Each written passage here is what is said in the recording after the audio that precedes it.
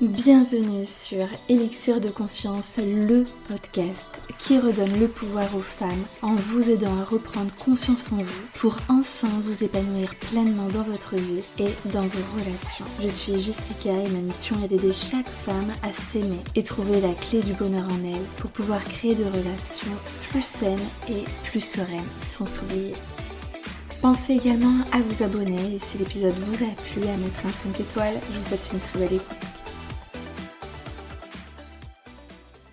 Hello mes élixirs, j'espère que vous allez bien. Je suis ravie de vous retrouver pour ce tout nouvel épisode donc qui est l'impact d'un enfant sur la vie de couple. Bah oui, je parle de relations amoureuses et souvent au niveau des projets, on a envie d'avoir une maison, de se marier, de faire des enfants.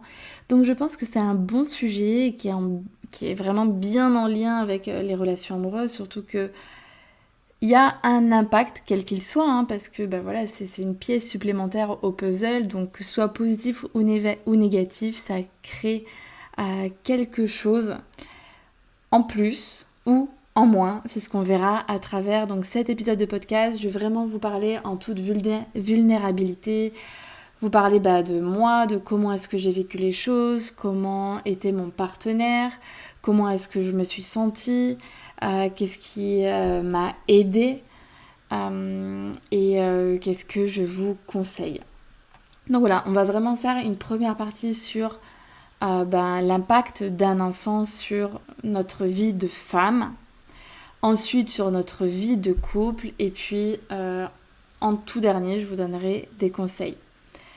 Donc voilà, l'objectif de cet épisode, c'est que vous vous disiez soit si jamais vous êtes maman, récemment ou pas d'ailleurs, que vous vous disiez ça va, je suis pas la seule, ou c'est normal, bon ok ouais, il faut peut-être falloir que je pense un petit peu plus à ça. Et puis si vous êtes maman ou bientôt, peut-être de vous préparer, de comprendre certaines choses. Voilà. En tout cas, moi, ce que je vais vous parler, ça ne tient qu'à moi. C'est mon histoire à moi. C'est mon analyse aussi de ce que j'ai pu voir, parce que j'ai eu la chance que mes deux meilleures amies sont aussi tombées enceintes en même temps que moi. J'avais 2 ou 4 mois d'avance sur mes deux amies. Donc voilà. Et puis, je vais vous expliquer tout ça. Alors, du coup, pour poser un petit peu le contexte, donc moi je suis avec mon chéri depuis 4 ans et demi, on a 2 enfants, un garçon qui s'appelle Stan, qui a à ce jour 2 ans et 4 mois, et mon deuxième bébé Victoria, qui va bientôt fêter ses 6 mois. Donc en gros entre les deux, ils ont 22 mois d'écart. Donc en gros, pour te la faire simple, j'ai eu mon premier bébé, Stan, et puis 1 an plus tard, parce que je ne l'ai pas fait tout seul, mais on a remis le couvert et donc j'étais de nouveau enceinte. Donc si j'en fais un deuxième, déjà, c'est que ça ne m'a pas dégoûtée. C'est que j'avais suffisamment confiance aussi en mon partenaire. Et moi vraiment... pour raconter tout, pour tout raconter, c'était vraiment mon rêve d'être maman et surtout d'avoir 2 enfants. Je ne voulais vraiment pas m'arrêter à un seul parce que moi je suis fille unique. Pour être sincère, j'ai quand même mal vécu les choses. Mes parents ont divorcé quand j'avais 6 ans, donc je me suis retrouvée beaucoup toute seule. Ma mère n'était pas trop présente, mon père pas du tout. Ce qui fait que j'avais ce rêve vraiment de rentrer à la maison et d'avoir mon chéri, mes enfants. Il y en a qui disent que un couple plus un seul enfant, ça n'est pas vraiment famille. Je suis pas d'accord. Je pense qu'on est une famille à partir de... qu'il y a des liens d'amour, liens du sang. Ouais, surtout de l'amour. Parce que le lien du sang, c'est pas tout le temps ça. Mais bref, quand on a un enfant, à partir de ce moment-là, pour moi, on est une famille. Mais 4, c'était mon idéal. Et quand je les vois tous les deux, ils sont tellement magnifiques. Je me dis, c'est tellement une chance d'avoir un frère, une sœur. C'est juste magique. Enfin bref, du coup, quand on n'a pas certaines choses dans notre vie, il faut essayer de les créer par nous-mêmes. Et c'est chose faite. Donc j'ai mes 2 petits bébés avec moi, Stan et Victoria, et mon chéri. Donc là, je vais vous raconter un petit peu...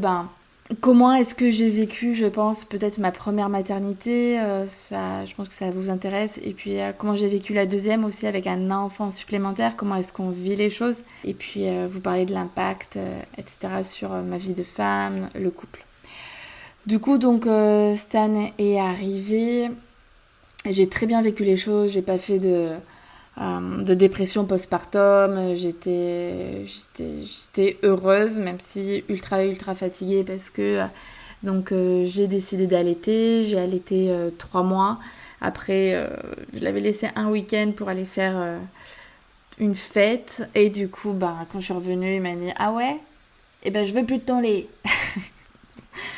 Ah, il voulait plus le sein, il voulait le biberon. Il avait été habitué pendant un week-end et du coup c'était ciao maman. Je sais pas si c'était sa petite vengeance, mais voilà, ce petit détachement, ça avait été un peu difficile, mais en vrai ça a été une libération parce que c'est quand même ultra dur quoi. Et surtout quand le bébé fait pas ses nuits, ben tu trinques à fond matin, midi, soir. Donc Stan je l'ai gardé jusqu'à 6 mois. Après je l'ai mis à la crèche. Ça a été. Je sais que ce moment à la crèche, c'est. Voilà, il y a beaucoup de parents beaucoup de mamans surtout, qui ont du mal avec ça, mais moi, ça a été la libération, quoi. Je l'aime de tout mon cœur, mais c'est dur, quoi. H24, surtout que il a mis 6 mois et demi pour faire ses nuits.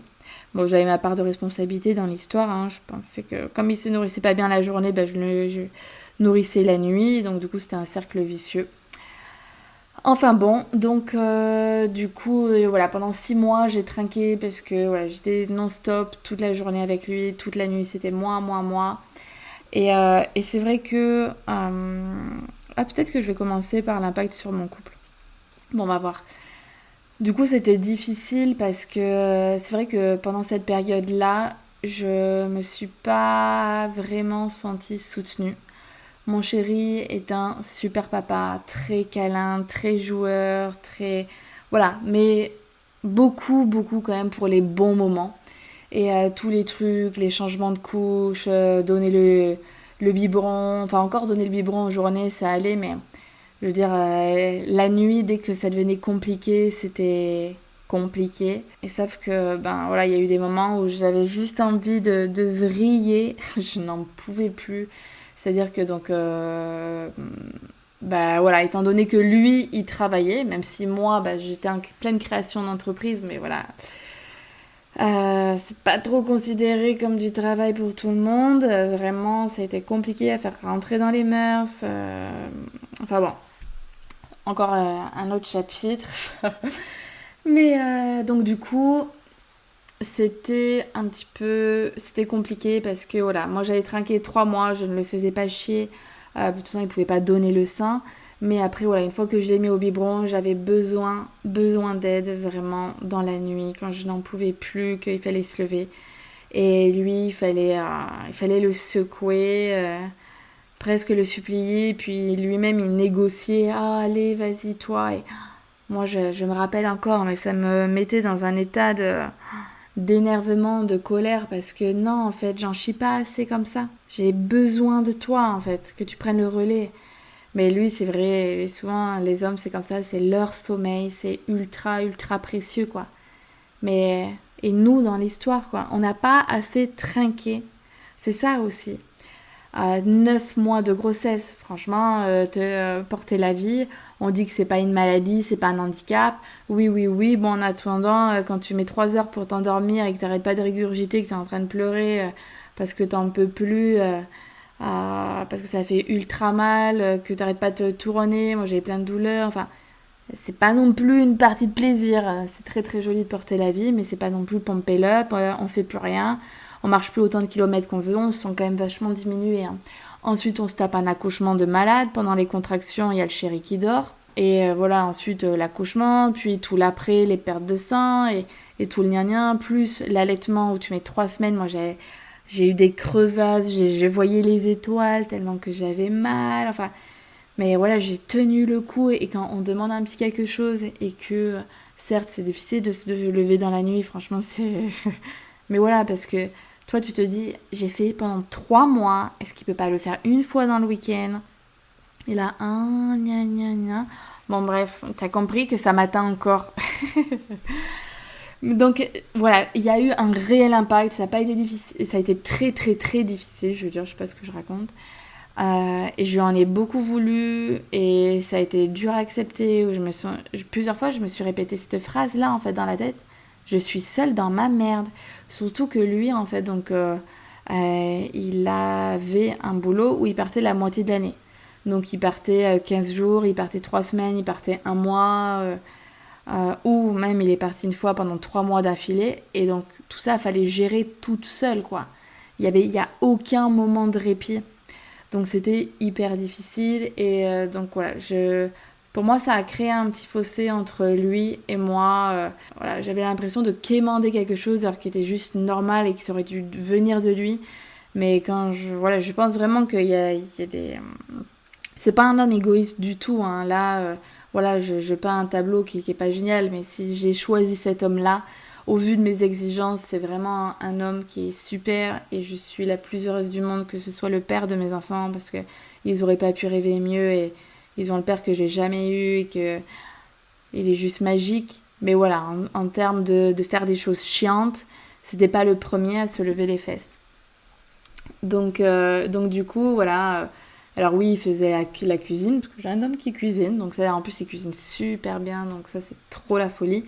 Mais voilà, derrière le ménage, derrière le truc, et la machine à laver, tout le truc, et puis la pression, et puis toute la journée avec son bébé, franchement, ouais.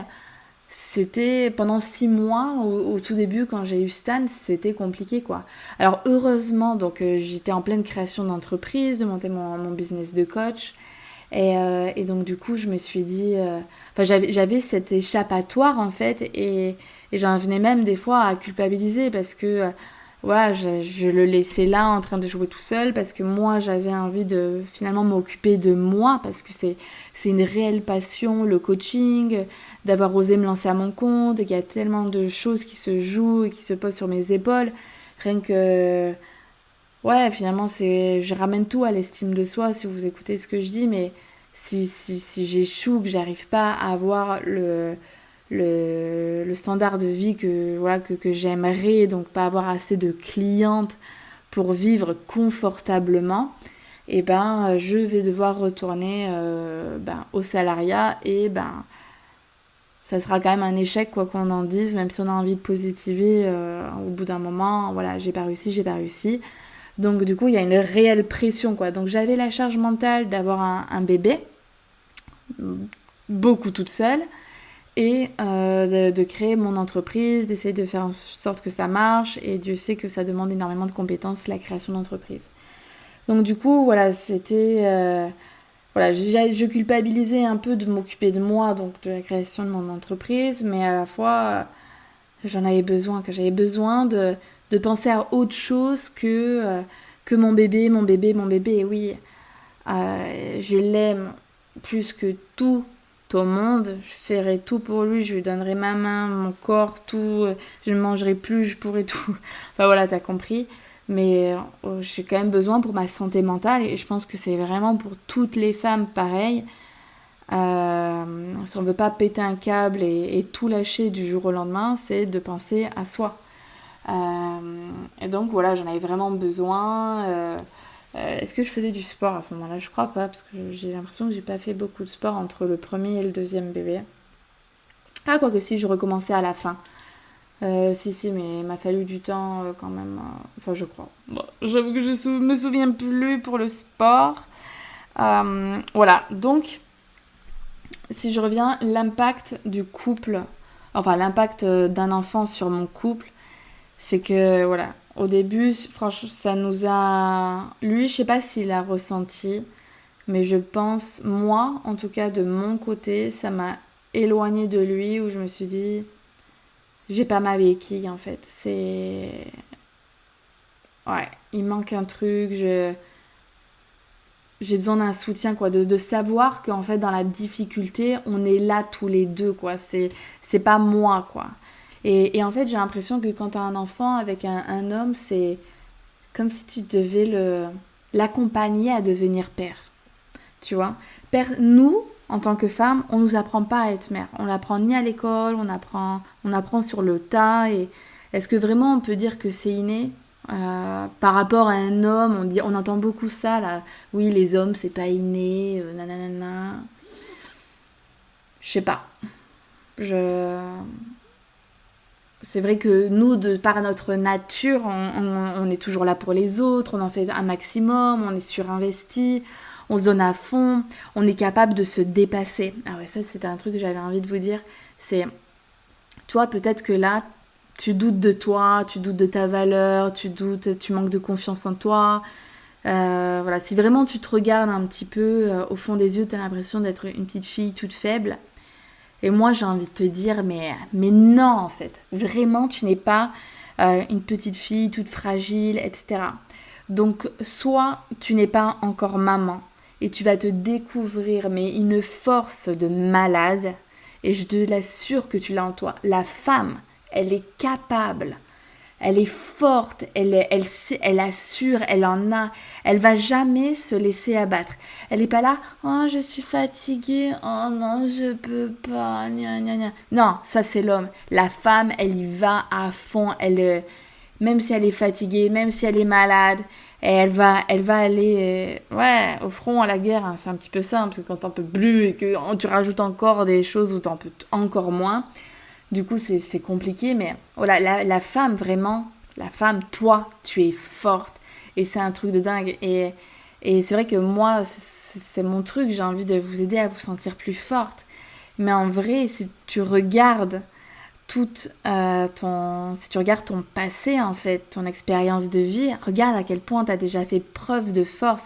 C'est pas parce qu'aujourd'hui tu as envie de baisser les bras, parce que t'en peux plus, parce qu'il y a un truc qui va pas, que t'es faible. Regarde tout ce que t'as fait et qui demandait énormément d'énergie. Et ça, voilà, moi j'ai pu le voir avec mes amis aussi. Putain, on se donne, par exemple, tu vois, l'allaitement, ça fait tellement mal, franchement, j'avais des crevasses, j'en pouvais plus, je serrais le poing. Pendant 10 secondes, j'avais l'impression qu'on m'ouvrait le corps au couteau ou qu'on me déchiquetait le téton. Et pourtant, pendant 3 semaines, j'ai tenu en disant je veux donner le meilleur pour mon enfant, je veux y arriver, je veux lui offrir voilà ça ouais, c'était, il n'y a pas d'autre possibilité, je vais en chier. Le nombre de fois où je me suis dit j'arrête, j'en peux plus, j'ai trop mal. Et en fait, on essaie de trouver d'autres solutions, le tirer, de jouer un peu entre les deux. Et puis voilà, et à un moment, boum, ça passe et ça y est, c'est le Graal. Et en fait, voilà, c'est vrai que les hommes, même si on les voit toutes, et je sais qu'il y a un paquet, peut-être que toi aussi tu le fais, tu idéalises les hommes, oh là là, ils sont tellement forts, ils sont tellement trucs. Si là t'es en train de m'écouter, tu te dis non mais tu les vois comme des petits garçons tout faibles. Ben sur certaines choses, oui. C'est vrai que voilà, on voit ces hommes grands, forts, protecteurs, nanana. Mais finalement, quand ils doivent un petit peu sortir de leur zone de confort, parce que c'est ça, il y a pas grand monde, hein. Faut aller le choper, le tirer, tu vois. C'est allez. Tu vois, le motiver, quoi. Le mec, t'es un entraîneur, qu'est-ce que je raconte? T'es l'entraîneur comme sur un terrain pendant un match de foot. Allez. Ben, en gros, c'est ça avec ton mec, quoi. T'es là, tu dois le pousser, quoi, à faire. Et clairement, d'ailleurs, c'est quelque chose qui nous a aussi sauvés, quoi. Parce que moi, j'étais pas le genre de femme qui va subir sans rien dire. À un moment donné, je vais pas tout me torcher. Tu vas aussi faire ta part.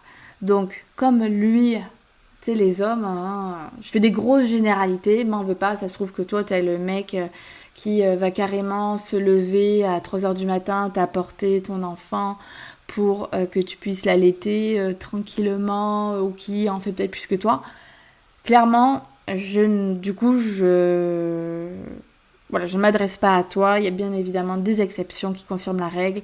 Mais dans ce que j'ai pu voir, dans ce que j'ai lu, dans ce que j'entends, dans ce que je vois, dans ce qu'on me rapporte, c'est que la femme, elle en fait toujours plus que l'homme. Et que l'homme, il faut toujours aller le quémander pour faire des choses pénibles.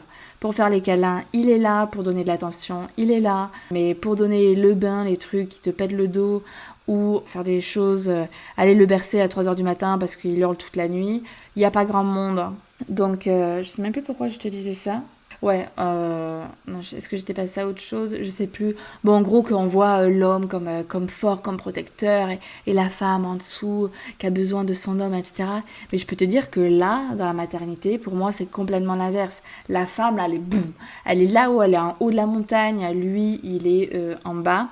Et ouais, voilà, ce que je voulais te dire, c'est que ce qui m'a sauvée aussi, que moi, je suis pas le genre de femme à subir sans réagir, quoi, en gros, c'est que du coup, j'étais un peu... alors, j'étais la chef de mon entreprise, mais j'étais aussi la chef de maison, en mode, ok, tu fais ci, tu fais ça, tu fais ci, tu fais ça. Alors, bien évidemment, oh non, j'ai pas envie. Parfois, il me disait ça, mais voilà. Si je lui disais pas un minimum quoi faire, si je ne déléguais pas, eh bien, il en aurait fait encore moins. Et je sais que j'ai une amie, donc parmi les deux dont je vous ai parlé, qui, elle, avait du mal à... Ça faisait pas partie de son tempérament de dire quoi faire. Mais donc, du coup, elle était encore plus énervée, quoi. Parce que autant, moi, voilà, c'était quand même quelque chose de plutôt naturel, de lui dire de quoi faire.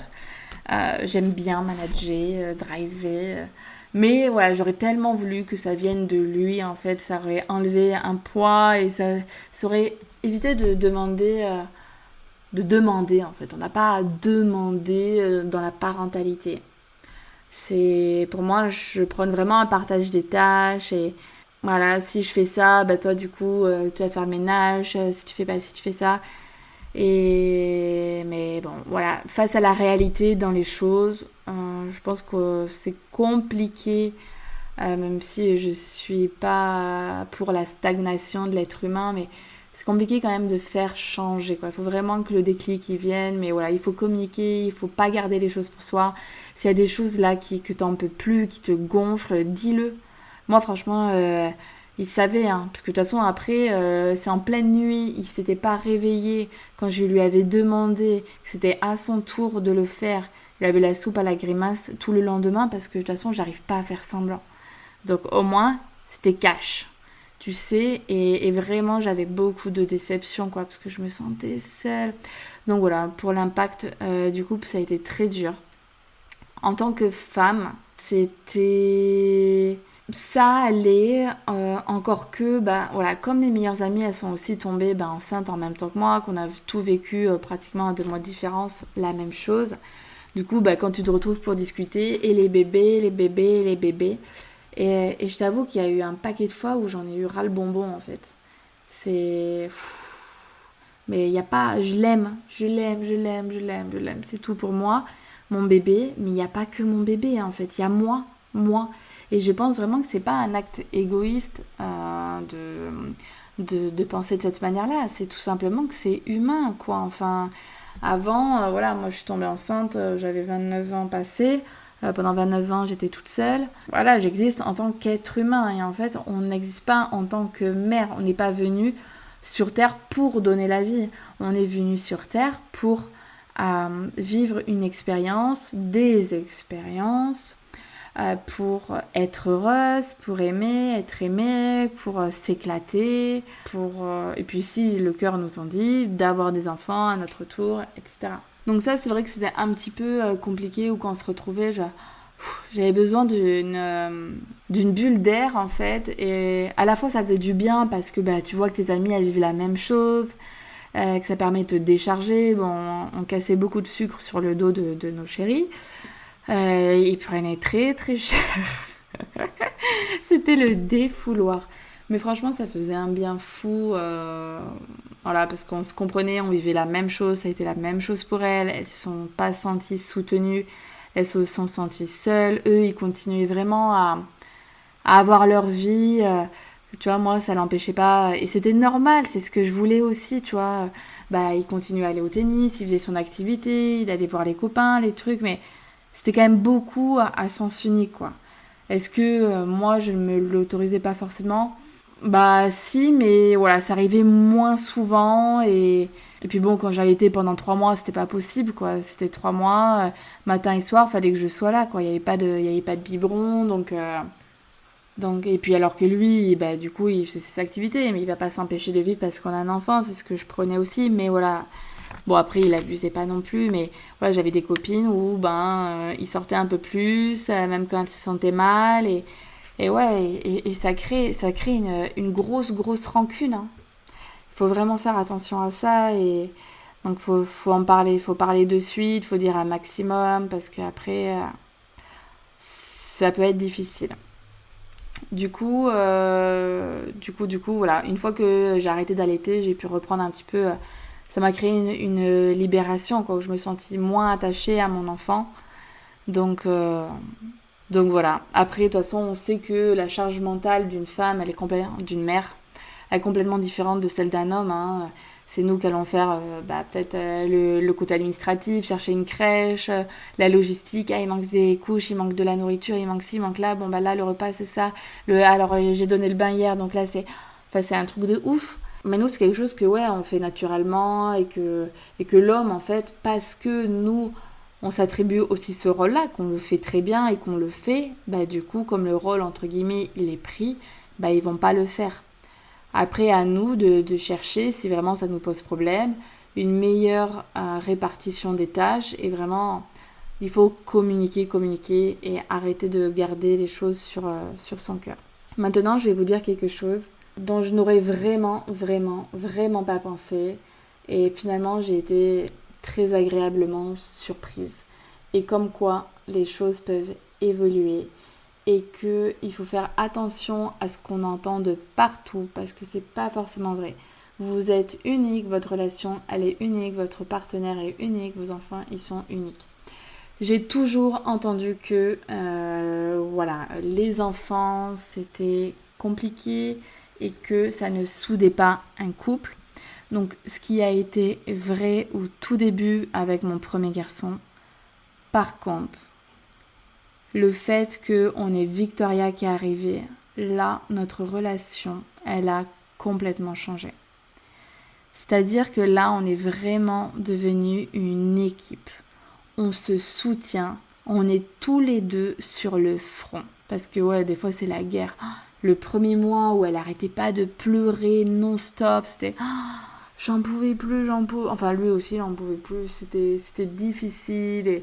Et donc, du coup, en fait, ben là, comme on avait 2 enfants et qu'on est 2, ben il y en avait, ben évidemment mon plus grand, il était surtout avec son père et ben Victoria, elle était avec moi. Et du coup, ben il y en avait plus un qui traînaillait, qui se reposait. Vraiment, là, j'ai vraiment senti ce sentiment, ouais, d'équipe, de soutien, là, ouais, j'avais rien à lui dire. Franchement, cette fois-ci, ce deuxième enfant, j'ai rien à lui reprocher. Alors, bon, il s'est jamais levé une seule fois la nuit. Bon, là, ce qui est bien, c'est que elle fait ses nuits bien plus tôt que Stan.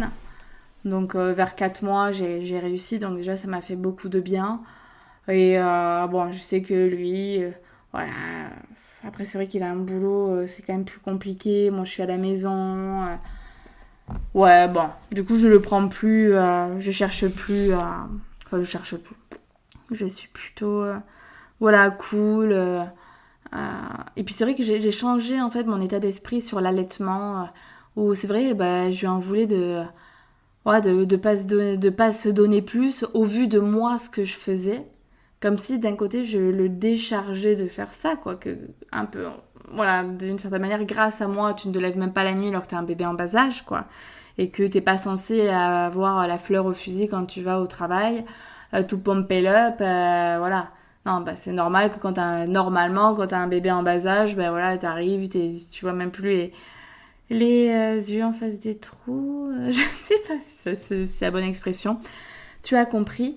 Et là, en fait, déjà, je me suis dit, non, l'allaitement, c'est entre elle et moi et personne d'autre. C'est parce que je le veux, c'est pour elle, c'est notre moment à tous les deux. Et je l'ai vraiment levé de l'équation là-dessus. Et c'est vrai que, du coup, j'avais aucun ressentiment ni quoi que ce soit.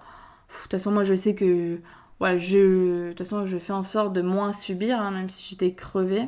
Ouais, on va dire peut-être plus de facilité à me remettre si je dors moins d'heures ou enfin bref. Donc voilà, un truc de fou, un deuxième bébé qui nous a vraiment ressoudés, où là je me dis, ah ouais, en fait on peut tout affronter quoi, on a géré ça et ouais, vraiment là je le regarde plus avec les yeux, il a été à fond, il a été là pour Stan, c'est lui qui gérait, et puis déjà là il a changé de boulot, donc il en fait beaucoup plus.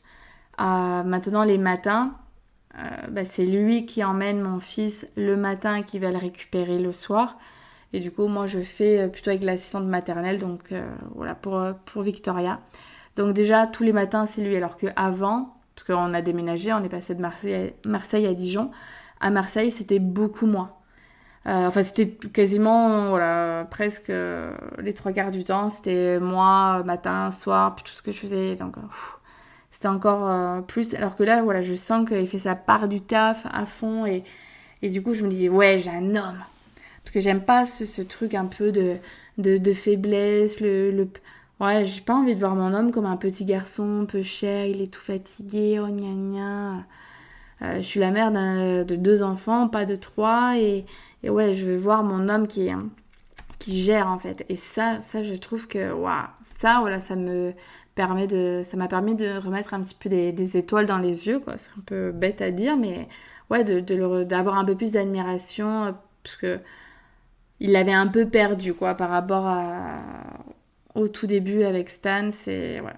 Donc ouais, ça nous a fait vraiment le plus grand bien et on dit beaucoup que oui, avoir 2 enfants en bas âge, c'est compliqué. Bah franchement, pour le moment, on subit pas, on a notre rythme, c'est super cool. On va pas dire que c'est facile tous les jours, hein. On a un garçon qui est un garçon et qui a un terrible chou et puis un bébé où on comprend pas forcément tous ses besoins, donc oui, c'est difficile, mais franchement, ça le fait quoi. Pour le moment, après on verra plus tard, mais moi je kiffe ma life. Donc voilà, allez, on va passer à l'étape des conseils. Qu'est-ce que je voulais vous dire? Voilà, donc cherchez vraiment à déléguer un maximum. Voilà, positionnez-vous presque en tant que manager, vous devez tout piloter dans la maison et je sais que c'est chiant d'avoir ce rôle-là, mais franchement ça permet de mieux vivre les choses et même si en fait l'homme il n'est pas censé nous aider, il ne doit pas faire les choses pour nous aider, c'est pas ça, hein. On est 2 parents, un homme, non, le papa, la maman, qui normalement à part égale vont faire des choses pour le bien-être de leur enfant. Il n'y a pas de je fais ça pour t'aider, non, c'est pas pour m'aider, c'est pour ton enfant en fait. Et c'est vrai que souvent c'est compliqué à voir, mais voilà, c'est vraiment une question de perspective où il faut arrêter de penser comme ça. Et c'est vrai que moi ça m'a pris un petit peu de temps aussi. C'est souvent, tu vois, quand tu parles avec tes copines, ils t'aident. De quoi ils m'aident? Il n'est pas censé m'aider en fait, il est censé faire son taf. Je fais mon taf, il fait son taf. Il le fait pas pour moi, il le fait pour son enfant.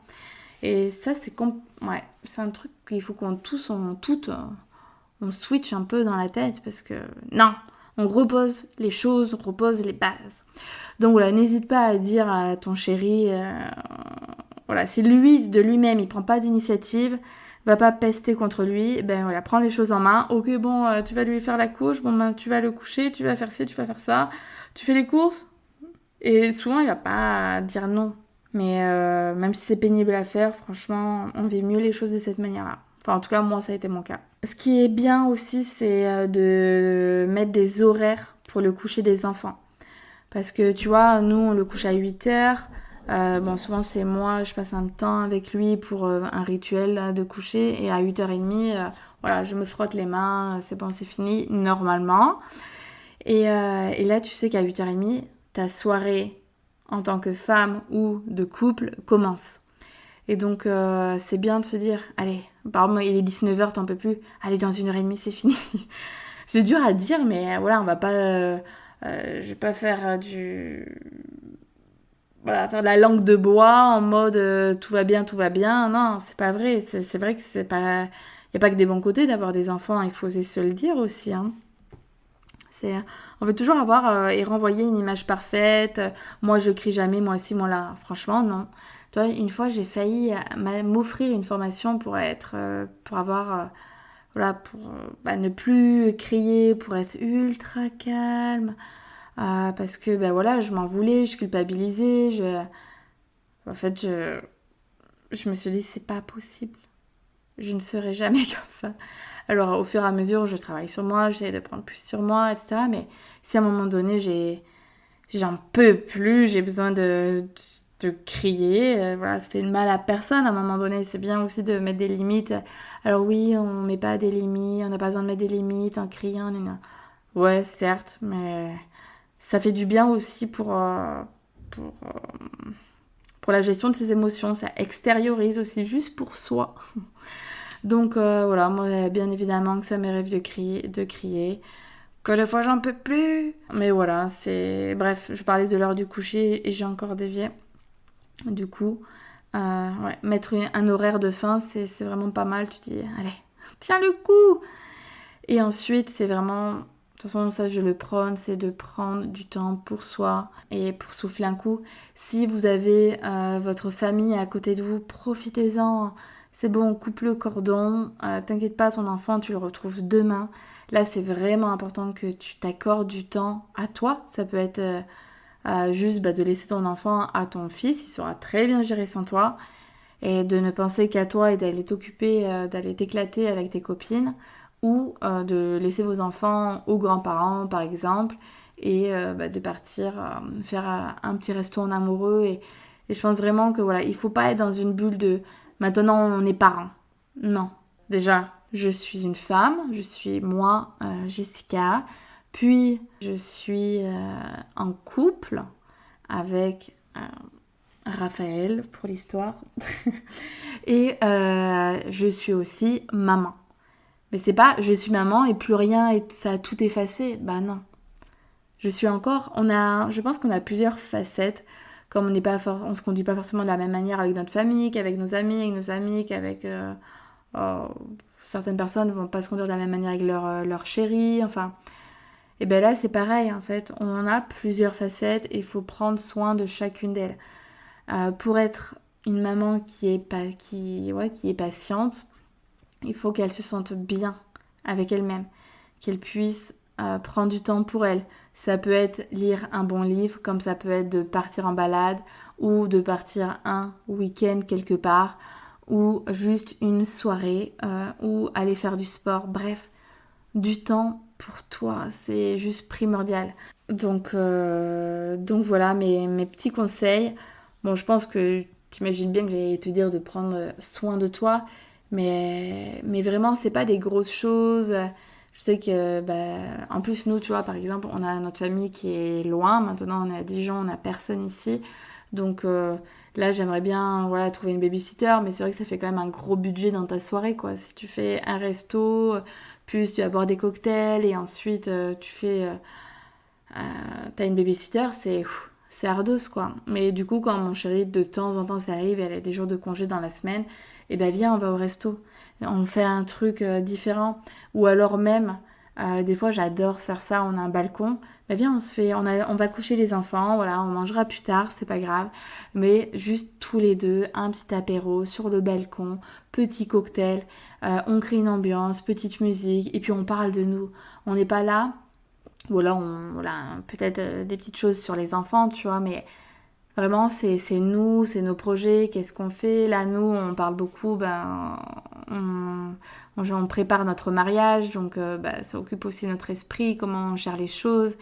Et voilà, nous deux. Il y a moi, nous, donc lui et moi, et nous tous, je dirais. Donc avec les enfants. Et il faut vraiment prendre soin de chaque bulle. Toi, tout à l'heure, je te parlais des facettes. Maman. Ouais, finalement, ça revient un petit peu au même. Bon, on peut le voir de deux manières différentes. Chaque bulle. La bulle avec moi-même, la bulle dans mon couple et la bulle avec mes enfants. Et puis voilà, donc j'espère que cet épisode t'aura plu, t'aura permis aussi peut-être de te reconnaître dans certains passages, de dédramatiser certaines choses et te dire que les choses, elles peuvent évoluer aussi. C'est pas... Moi, je pensais que ça serait peut-être une catastrophe de se dire, voilà, un autre enfant. Non, franchement, je pensais pas quand même, parce que je me suis dit, bon, il a eu un an et demi derrière pour voilà, vraiment prendre son rôle de père en main. Maintenant, je pense que voilà, il a tout en lui, il sait. Je pensais vraiment que quand même il y aurait un partage des tâches et je suis vraiment heureuse que ça l'ait fait de cette manière-là. En fait, tu peux pas Il n'y en a pas un qui a les mains libres, là, qui a la possibilité de... Non, tu restes pas, tu me les laisses pas, et puis toi, tu vas t'éclater, ou... Enfin, je parle de manière générale, tout le temps, quoi. Non. C'est là, il y en a chacun qui... Pendant que lui, je lui donne à manger, toi, tu donnes à manger à l'autre, ou tu vas le changer, ou tu vas faire ci. Et du coup, c'est cool, quoi. Donc, soyez à 4, vite. Non, bon après évidemment voilà, on se replonge dans les couches, on se replonge dans tout ça. Donc quand t'as un enfant qui devient, qui commence à être autonome et que là tu repars dans ça, tu revis les 3 premiers mois qui sont hyper challengeants avec les pleurs. Du coup ouais, il faut quand même ça être solide quoi. Même si j'ai été déçue moi de lui. Euh, En tant que partenaire dans la parentalité, on va dire ça comme ça.